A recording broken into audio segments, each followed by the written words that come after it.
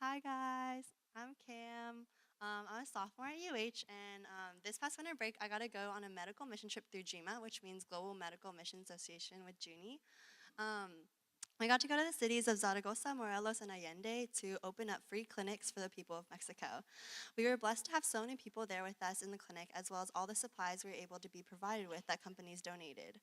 We had 2 family doctors, a dentist, a physical therapist, farm techs, dental techs, and an optometry section in each clinic. We also had a VBS for the kids of the volunteers and the patients. In terms of us, all the college students from different schools, our roles were divided.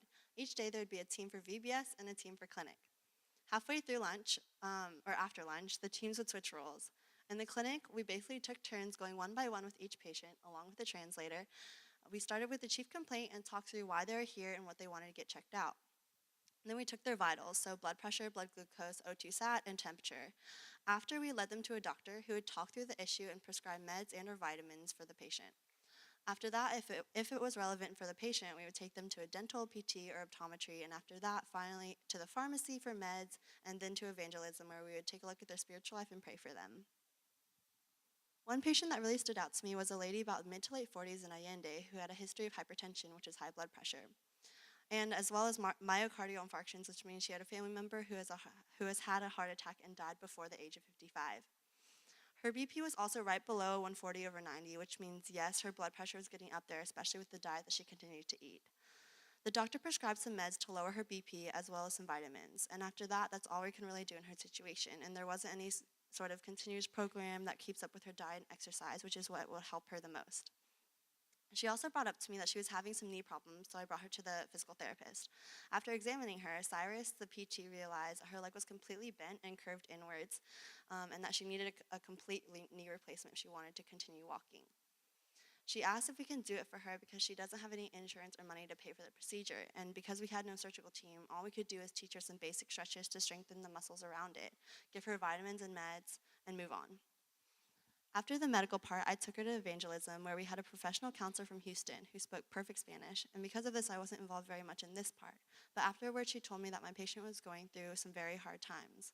Her mother had just died, she just found out her husband of 30 years was cheating on her, and her faith had been very shaky, and she's even considered prostitution to make more money for her kids. We prayed with her and encouraged her to continue to go to church and that things will get better. Especially after this specific patient, I truly realized how insignificant my problems are back here in the States. After any mission trip, really, you come home appreciating what you have so much more.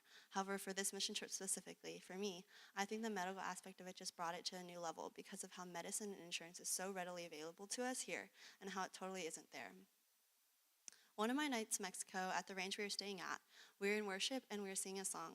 I forget which one, but it was the one about how God needs to be enough for us, and that none of the superficial things like friends, social media, or popularity should really matter to us.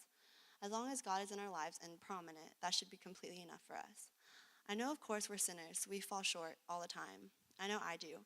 But Mexico really shifted my perspective in this way, and I prayed about it because there's so much more to life than what others think of me, which is one of the many idols that I think are in my life. I came back to reality as spring semester started up again, and to be completely honest with you, I have felt a change. A major change where I don't desire to always be social all the time. The past 2 years, my social life has been a huge part of who I am, and I think through this mission trip, God wanted me to learn to dial it back a little, to focus more on Him and other parts of my life that matter too. Through this trip, I was able to be exposed to life where they don't even have resources like vitamin C or echinacea or anything to boost their immune systems, and this is their reality. I learned to appreciate what I have more and focus less on the material and social things I have here and focus more on Him. Thank you.